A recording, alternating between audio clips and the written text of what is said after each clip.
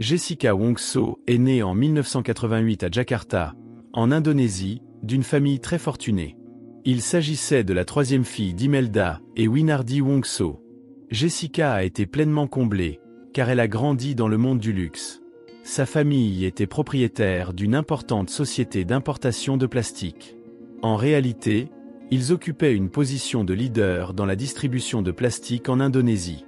Beaucoup appelaient son père le « roi du plastique ». Jessica était l'une des rares femmes ayant les plus grandes richesses dans un pays comme l'Indonésie, où la majorité des habitants vivent dans la pauvreté avec un salaire moyen quotidien d'environ 4 $.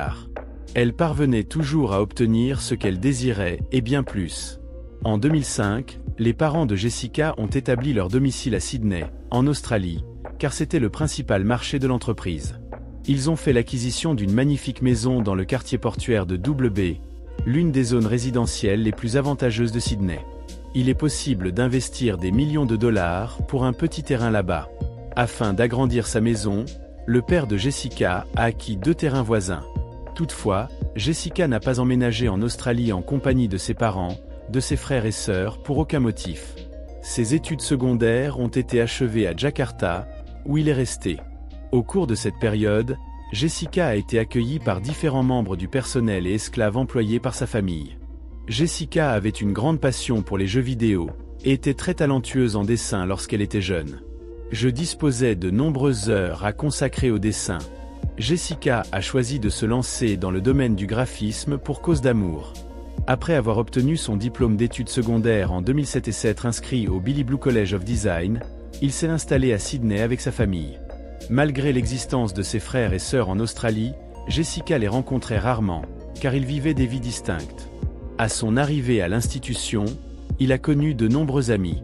Jessica était décrite par les connaissances universitaires comme une personne brillante et maladroite qui faisait toujours sourire les autres et était une source de divertissement. Pendant cette période, Jessica a fait la connaissance d'une autre étudiante indonésienne de l'établissement, Myrna Salihin. À l'instar de Jessica, Myrna a grandi au sein d'une famille très aisée de Jakarta. Son coéquipier, Eddie Salihin, était aussi un homme d'affaires fortuné. Myrna résidait avec sa sœur jumelle Sandy Salihin à Sydney, tandis que son partenaire de longue date, Arief, était étudiant à Melbourne, en Australie. En raison de leur appartenance à la classe supérieure, de leur passion pour le design et de leur indépendance et de leur volonté, Myrna et Jessica ont rapidement développé une relation amicale. Myrna et Jessica n'étaient pas vraiment identiques, mais elles avaient quelques différences. Myrna était tranquille et réservée, alors que Jessica souhaitait être la personnalité de la fête et faisait régulièrement sensation. Myrna avait une préférence pour le minimalisme et un mode de vie relaxant. En outre, la famille de Myrna présentait un accueil bien plus chaleureux et plus solidaire que celui de Jessica. Pour la majorité des individus, les années les plus marquantes ont sans doute été celles passées à l'université. Fréquemment, Myrna et Jessica se promenaient en compagnie de 2 autres étudiants internationaux originaires de foyers aisés de Jakarta, Annie et Vera. Le moment de la cérémonie de remise des diplômes était venu, et le temps s'était écoulé rapidement. Après avoir obtenu leur diplôme, Myrna et son partenaire sont de retour à Jakarta, tandis que Jessica a choisi de rester en Australie avec sa famille. En juin 2015, Myrna passait ses vacances à Sydney. Il se rendait dans la belle ville portuaire pour découvrir ses amis d'université. Après avoir repris contact avec Jessica, Myrna a décidé de dîner avec elle. 4 ans s'étaient écoulés depuis qu'ils avaient obtenu leur diplôme et ils vivaient chacun leur propre vie. Myrna et son fiancé ont vécu une existence épanouissante alors qu'ils venaient de se fiancer et de se préparer à leur mariage parfait. La vie de Jessica ne s'est pas avérée si simple. Elle était en couple avec Patrick, un homme qui travaillait en Nouvelle-Galles du Sud, mais leur relation était pleine de tensions. Selon Jessica, Patrick était viol et utilisait des substances illicites. À mesure qu'elle devenait de plus en plus pessimiste et sombre, Jessica semblait être confrontée à de nombreux problèmes de santé mentale. Jessica n'avait plus la joie et la vitalité qu'elle avait autrefois. Myrna était préoccupée par son amie. Myrna a prodigué des conseils précis et sincères à Jessica, afin de mettre un terme à sa relation avec Patrick. Cependant, selon les dires de Jessica, il était clair que Patrick était un individu malveillant qui avait un effet néfaste sur Jessica. Toutefois, Myrna n'aurait jamais pu anticiper la réaction de Jessica ultérieurement. Il demeura muet et ne donna aucune réponse à aucune des interrogations de Myrna. Alors que Myrna poursuivait sa phrase, Jessica s'est levée de sa table et a quitté le restaurant, laissant Myrna seule. Le prix de la leçon de ce jour-là a été lourd pour Myrna. N'offrez jamais de conseils à quelqu'un pour se marier ou divorcer. Depuis l'obtention de son diplôme, l'amitié de Myrna et Jessica semblait avoir subi des dommages irréversibles.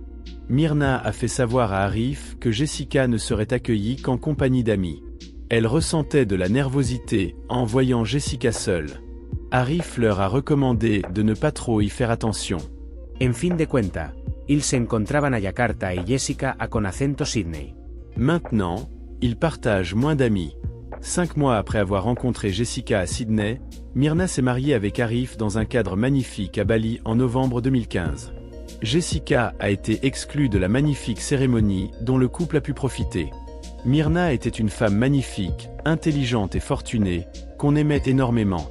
Elle était mariée à un homme exceptionnel. Les pétales de rose paraissaient être présents pour une éternité. Entre-temps, la vida de Jessica se déroulait dans un lieu éloigné. Alors qu'elle était ivre, elle a heurté sa voiture dans une maison de retraite vers 2 heures du matin en août 2015. Son véhicule Audi A3 a heurté un mur de briques près des chambres de personnes âgées.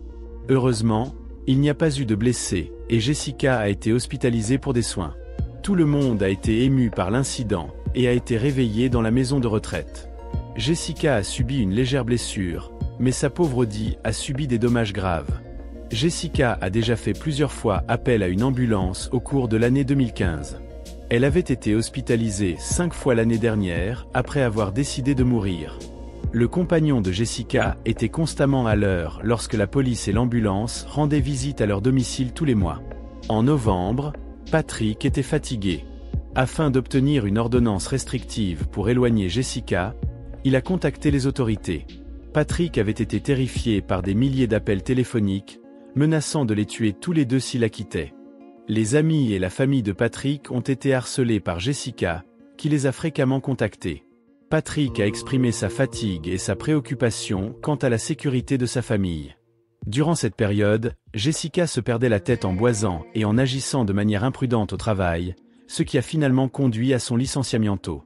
Jessica était tout à fait perturbée. Elle avait l'air perdue, tout comme son emploi et son amant. Son manager et sa mère ont été menés à mort par SMS. Il a fait part à la direction de sa capacité à assassiner quelqu'un. Étant donné que Jessica ne possédait plus rien à Sydney, elle a décidé de revenir à Jakarta. Tout le monde pensait que Jessica souhaitait simplement rentrer chez elle et recommencer. Cependant, il y a quelque chose de bien plus profond derrière sa décision. Début décembre 2015, Jessica, Annie et Myrna ont fondé un groupe WhatsApp. Annie vivait aussi à Jakarta. Depuis leur dernière rencontre, Myrna n'avait pas eu de conversation et était toujours mécontente. Ainsi, Myrna a consacré du sien-pot à répondre au courriel de Jessica. Cependant, Myrna a refusé de se rencontrer à contre-cœur après que Jessica l'ait supplié et avec l'aide de Annie. Lors de la discussion de groupe, Jessica a exprimé son enthousiasme en annonçant qu'elle effectuerait les réservations et offrirait un verre à tous. Qui devrait consommer chacun? Malgré les déclarations de Myrna selon lesquelles elle prendrait elle-même la commande dès son arrivée, elle a apprécié le café glacé vietnamien. Le mercredi 6 janvier 2016, ils ont pris la décision de se rétrocéder au magnifique café Oliver Coffee du centre commercial Grand Indonesia à 17 h. Le jour prévu, Jessica est arrivée 90 minutes avant l'heure prévue, à 15h30. Ils se déplaçaient, observant d'eau sa région. Jessica examinait attentivement les emplacements des caméras à l'intérieur du café. Enfin, il choisit la table 54, située contre le mur et en pleine obscurité. À 16h15 précisément, Jessica est revenue avec 3 sacs de courses du parc et de l'atelier de carrosserie. Il a fait part de son achat de 3 pains de savon, afin de les faire partager avec ses amigos. Les sacs de courses ont été placés sur la table, et Jessica les a légèrement déplacés, afin de s'assurer que la caméra ne puisse pas les observer. Peu après, il a visité le bar et a réservé 3 boissons, 2 cocktails et un café glacé vietnamien. Après la sortie des boissons, Jessica vérifia que tous les verres étaient disposés sous les sacs. Le serveur a quitté, et Jessica s'est installée dans un nouvel emplacement. Les mouvements de la main de Jessica étaient perceptibles, même si la vidéo de la caméra était granuleuse. Il avait l'air d'ajouter quelque chose au café. Finalement, Jessica déposa les sacs sous la chaise avant de reprendre sa position. Pendant plus de 45 minutes, leur boisson était déjà sur la table lorsque Myrna et Annie arrivèrent au café à 17h15, 15 minutes plus tard que prévu. Lorsqu'elle les aperçut, Jessica se leva pour les saluer. On pouvait observer clairement le comportement maladroit et préoccupé de Myrna envers Jessica à travers son langage corporel. Myrna se trouvait assise entre Jessica et Annie, et Jessica l'a persuadée de tester immédiatement le café. Myrna suivit aveuglément son chemin, mais une fois qu'elle avait pris une gorgée, elle réalisa que quelque chose était réellement en désordre. Il a confié à Annie que le café avait une saveur désagréable pendant qu'il agitait son visage avec précipitation.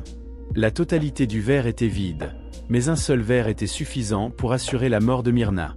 Myrna fit son dernier geste, renforçant la tête, moins d'une minute après. Il a développé des éruptions cutanées au niveau des lèvres, des vomissements et des convulsions. Quelques instants plus tard, il se trouvait à terre. Il y avait un désordre total. Le chef et les serveurs se sont précipités pour nous apporter leur aide. Annie s'est efforcée de réveiller Myrna, mais elle était complètement inconsciente. Les employés ont été priés par la direction d'apporter des bouteilles d'oxygène et de contacter une ambulance. Tandis que Annie hurlait avec terreur, les clients bouleversés ont tourné la tête. Seule Jessica paraissait étonnamment paisible et indifférente. Selon le responsable du restaurant, la jeune fille semblait être en train de faire une crise d'épilepsie, ce qui a été signalé à la police. Cependant, Jessica la fixa avec passion et demanda « Qu'ont-ils ajouté au café ? Comment cette femme pourrait-elle les accuser d'avoir modifié la boisson ?» La direction était troublée et en colère. Elle a demandé à ses collaborateurs de fermer la tasse de café en tant que preuve, car elle avait une idée. En restant silencieuse, Jessica aurait pu oublier l'élément de preuve le plus crucial de l'affaire. Myrna était en train de faire une crise et avait de la mousse à la bouche, donc Annie a pris contact avec Arieff pour lui signaler cela. Il ne faut pas dire qu'Arieff était effrayé. Il est rapidement arrivé à l'hôpital. Cependant, Myrna était déjà décédée lorsqu'il arriva. Malgré toutes les tentatives des médecins, il était déjà trop tard. La réalité fut difficile et a bouleversé Arieff. Il y a seulement 2 mois, ils avaient été mariés. Ce jour-là, il avait quitté sa femme, son avenir empreint d'espoir et d'ambition. Quelques heures plus tôt, j'avais tout et maintenant, je n'avais plus rien. Myrna Salien est décédée à 18h30. Le mercredi 6 janvier 2016.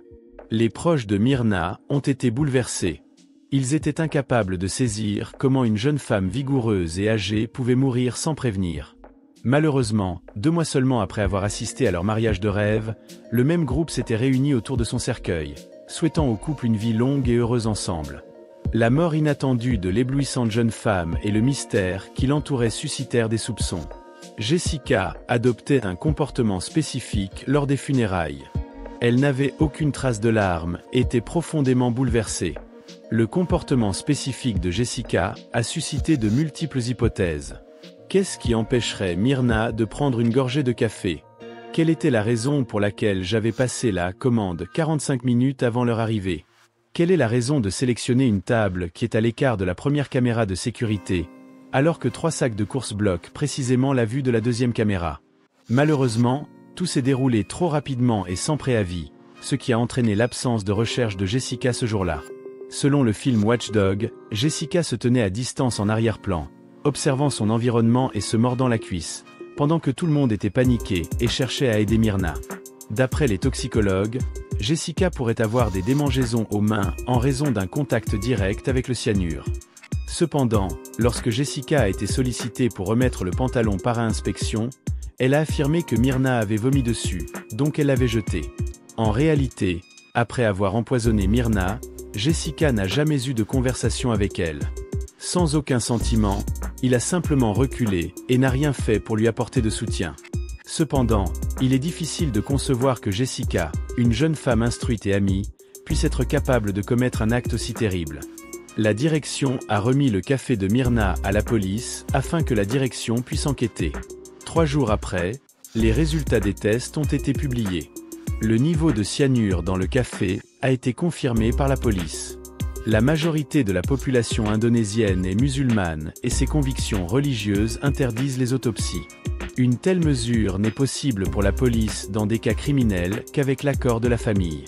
La famille de Myrna était d'abord réticente à accepter l'autopsie, car elle ne souhaitait pas que son corps soit manipulé. Cependant, les scientifiques ont fait tout leur possible pour persuader la famille, en assurant que le traitement serait réalisé avec la plus grande attention. En fin de cuenta, la familia de Myrna ha autorizado a la policía a prelever ciertos echantillons, pero ella ha refusado una autopsia poussée. L'autopsie a eu lieu 3 jours après la mort de Myrna, dans la nuit du samedi 9 janvier, et les résultats ont été obtenus le lendemain matin. Les résultats ont mis en évidence la présence de cyanure dans l'estomac de Myrna et son état de saignement. Mais les examens toxicologiques n'ont pas mis en évidence de cyanure dans aucune autre partie de son corps. Le chef a fait le bon choix de demander aux employés de fermer la tasse de café pour que la police puisse avoir des preuves concrètes. Une tasse de café contenant de la cyanure a été utilisée comme arme du crime. On a interrogé Jessica sur la façon dont elle a obtenu le cyanure. Il est difficile d'obtenir du cyanure légalement, et de nombreuses personnes ont émis l'hypothèse que Jessica, avec son intelligence exceptionnelle, l'aurait acheté sur le marché clandestin. Cependant, les enquêteurs n'ont pas trouvé de preuves indiquant que Jessica avait déjà été exposée au cyanure. L'affaire a bouleversé toute l'Indonésie et a attiré l'attention du public et des médias. L'affaire a été médiatisée comme un roman policier populaire, la suivante jour après jour. Ensuite, de nombreuses rumeurs fausses ont commencé à se propager. Lorsque les images des caméras de sécurité ont rapidement fait le buzz sur les réseaux sociaux, la plupart des individus ont été soupçonnés de Jessica, mais il n'est toujours pas clair pourquoi elle a été soupçonnée. Quels étaient vos objectifs ? Des rumeurs prétendaient que Jessica était insatisfaite d'un amour romantique avec Myrna, et avait décidé de se venger en apprenant que Myrna avait épousé Arief. D'autres ont dit que Jessica avait agi en raison du ressentiment de ne pas avoir été convidada al matrimonio, et de l'intimité grandissante de Myrna avec Annie et Vera. Arief, le conjoint de Myrna, a suggéré que Jessica pourrait être malheureuse, car Myrna lui avait demandé de mettre un terme à sa relation avec son amant. Durant cette période, Sandy, la sœur de Myrna, croyait que Jessica avait assassiné Myrna par jalousie. Myrna possédait non seulement une fortune considérable, mais également un mari aimable, une famille agréable et des amis proches à Jakarta, dont elle éprouvait de la jalousie. Cependant, tout cela n'était que supposition. Peut-être que seule Jessica est consciente de la raison de ses actions. La police indonésienne a pris contact avec ses homologues australiens afin d'obtenir le casier judiciaire de Jessica pendant son séjour en Australie. Les données ont été rendues par la police, qui a expliqué que Jessica ne serait pas exécutée si elle était reconnue coupable en raison des lois australiennes qui interdisent la peine capitale. Il a été accepté par les autorités indonésiennes. En Australie, le dossier de Jessica était très inégal. Elle était mentionnée dans 13 dossiers de police pour différents délits, tels que conduite en état d'ébriété, danger pour la vie d'autrui et l'autorisation de son ex-petit ami à demander une ordonnance de non-action contre elle. Le procès du siècle a eu lieu 6 mois après la mort de Myrna, le 15 juin 2016, au tribunal central de Jakarta. Jessica ne ressentait aucun regret ou de tristesse. En réalité, elle était tout à fait différente. La vision de la vidéo pourrait donner l'impression à quelqu'un que cette femme était accusée de meurtre plutôt que de gagner à la loterie. Jessica avait une apparence extraordinaire, arborant un sourire général et saluant joyeusement les médias. Il était clair que Jessica appréciait être au cœur de l'attention. Durant le procès, Jessica a toujours répondu au juge en arborant un sourire et une attitude calme. Elle était assurée qu'elle serait reconnue innocente. Plus de 15 des meilleurs avocats indonésiens avaient été embauchés par sa famille fortunée pour représenter leur fille. Selon la défense, il n'y avait pas de cyanure dans les poumons, l'urine ou le foie de Myrna. La petite quantité de cyanure retrouvée dans son estomac a été supposée être produite par le corps après sa mort. De plus, ils ont affirmé qu'il fallait une autopsie approfondie pour établir la cause du décès, car les examinateurs avaient simplement prélevé des échantillons de tissu et de liquide pour analyse et non pas une autopsie approfondie. Les avocats de Jessica ont suggéré que sa mort aurait pu être causée par une maladie non diagnostiquée. Cependant, la police n'a jamais démontré que Jessica possédait du cyanure. Le 5 octobre 2016, lors de la décision du jury, la salle d'audience était remplie de témoins et le pays était à bout de souffle. Finalement, Jessica a été jugée coupable et condamnée à une peine de 20 ans de prison. Grâce à un accord avec les autorités australiennes, Jessica a échappé à la peine capitale en étant fusillée, ce qui a suscité une vague d'applaudissements et de soulagement dans la salle d'audience. Le citoyen indonésien moyen a réalisé que même les individus très fortunés pouvaient éprouver du malheur et des difficultés après avoir assisté à la vie de Jessica et Myrna. À la suite de cette affaire, le café glacé vietnamien, qui est vendu dans les cafés du monde entier, semble être devenu la boisson la plus prisée en ville. Cependant, cela a également engendré un récit sombre sur lequel personne ne souhaitait revenir.